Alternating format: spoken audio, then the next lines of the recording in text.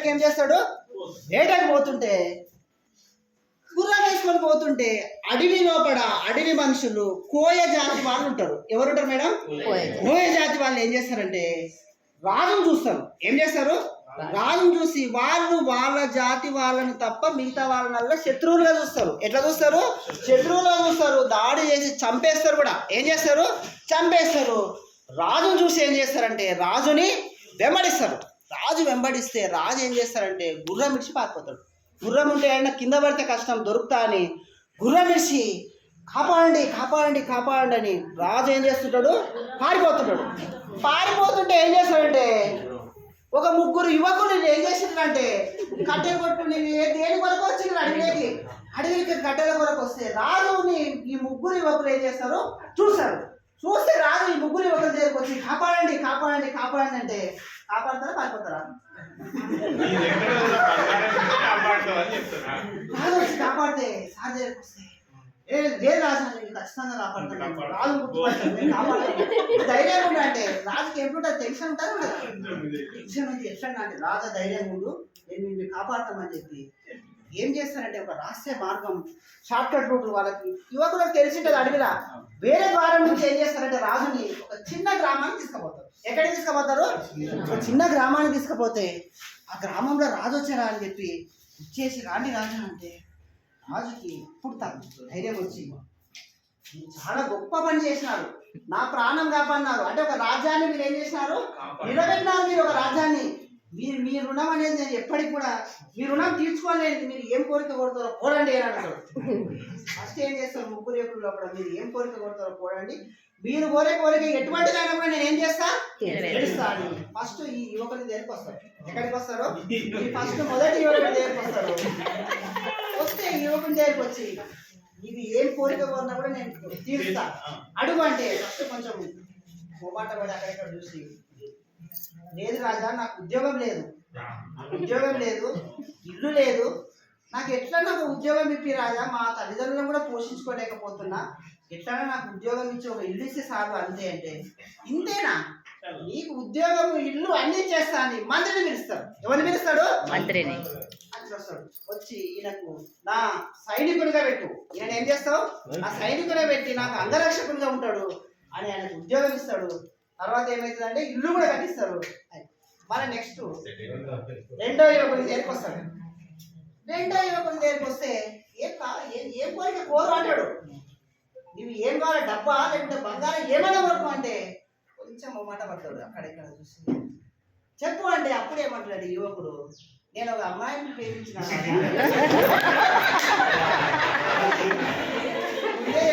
పాత్రలు ఎవరిని నేను ఒక అమ్మాయిని ప్రేమించాను అంటాడు. అమ్మాయిని ప్రేమించాను, ఆ అమ్మాయిని ఎట్లా సరే నాకు ఇచ్చి పెళ్లి చేయండి రాదు, నాకు ఏమొద్దు ఆ అమ్మాయిని ఒక్కటిస్తే సాగంటే మంత్రిని పిలుస్తాడు. మంత్రిని పిలిచాక ఎంతైనా సరే ఆ అమ్మాయికి ఎంత డబ్బు ఇచ్చైనా సరే వాళ్ళ తల్లిదండ్రులను ఒప్పించి ఈ యువకునికి పెళ్లి చేయండి అని చెప్తే రాజు చెప్పినాక ఒప్పరా? రాజు చెప్పినాక ఏం చేస్తారు? ఒప్పుకొని ఈ యువకునికి కూడా ఏమైతుంది పెళ్లి. మూడో వ్యక్తి చాలా ముఖ్యమైన వ్యక్తి, చాలా ముఖ్యమైన వ్యక్తి మూడో వ్యక్తి దగ్గరకు వచ్చి కోరుకొని ఏం కావాలను అంటే చెప్పు, ఏం డబ్బా అమ్మాయా బంగారా ఏం కావాలో కోరుకుంటారు. నెక్స్ట్ ఏమంటారంటే ఈ యువకుడు ఏం కొడతారంటే గొప్ప కోరిక కొడతారు. ఏం కొడతారంటే నాకు ఏం అవసరం లేదు రాజా, సంవత్సరానికి ఒకసారి నా ఇంటికి వచ్చి భోజనం చేయండి అంటాడు. సంవత్సరానికి ఒకసారి నా ఇంటికి వచ్చి నీకేం కోరిక, నేను భోజనం చేస్తే నీకేం వస్తుందా బాంటాడు. లేదు రాజా నా కోరిక, నువ్వు కోరిన కోరిక నేను ఖచ్చితంగా నెరవేరుస్తాను. మన మంత్రిని పిలుస్తాడు. మంత్రిని పిలిస్తే సంవత్సరానికి ఒకసారి వాళ్ళ ఇంటికి భోజనానికి పోవాలా, ఫస్ట్ ఇప్పుడు పోవాలా మన తర్వాత సంవత్సరం అయినా పోదామంటే వెంటనే తీసుకుపోతాడు రాజుని. మంత్రి ఏం చేస్తాడంటే ఫస్ట్ మనం పోవాలని చెప్పి సైనికులను తీసుకొని ఫస్ట్ వాళ్ళ ఊరికి పోతాడు. ఎక్కడికి వెళ్తాడు? వాళ్ళ ఊరికి పోయే దారిలోనే ఏముంటదంటే రోడ్డే సరిగా లేకుంటది. రోడ్డు అంతా పోనీకే ఇబ్బంది, రాళ్ళు బురద గుంతలు ఉంటాయి. అదే ఇక్కడ రోడ్డు ఉంది, రాజు వస్తాడా? రాజు ఉంటే ఈ రోడ్డు ఫస్ట్ రోడ్ వేపియండి అంటే మంచి రోడ్ ఏం చేస్తారంటే పెద్ద రోడ్ వేపిస్తారు. మన ఆ ఊరు వాళ్ళ ఇల్లు ఉంటుందంటే అరణ్యంలో ఉంటుంది. ఎక్కడ ఉంటుంది?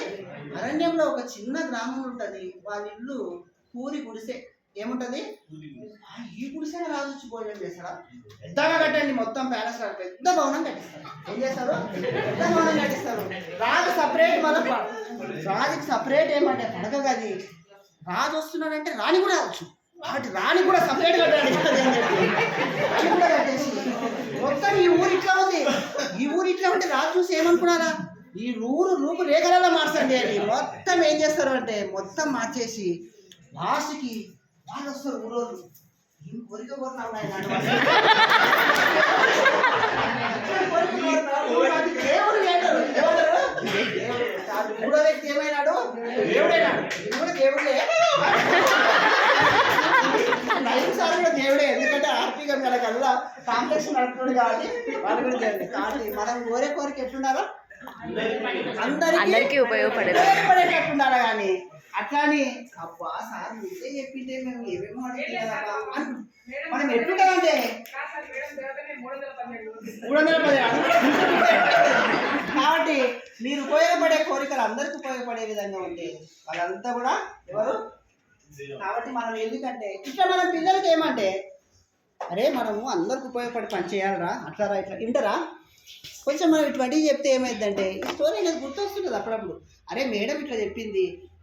పిల్లలు ఎప్పుడైనా సరే తల్లిదండ్రులు చెప్పిన మాట కానీ ఎవరు చెప్పిన మాట వినరు. ఉపాధ్యాయుడు అంటే మా టీచర్ చెప్పింది, మా టీచర్ చెప్తే నేను వింటా. చాలా మటుకు చూస్తుంటామా లేదా? ఎవరు మాట వింటారు కానీ ఎవరు మాట వింటారు?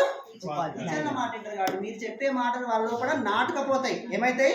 నాటుకపోతాయి. ఇటువంటివి మనం ఏమంటే వాళ్ళకి చెప్తూ పోవాలా.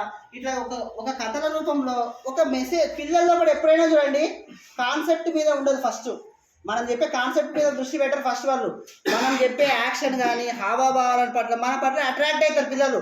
అట్రాక్ట్ అయినాక నువ్వు చెప్పే కాన్సెప్ట్ వింటారు అనేది ఉద్దేశము. ఒకటి సార్ ఓకే ఇది అయిపోయింది. నెక్స్ట్ ఇంకా అసలు స్టోరీ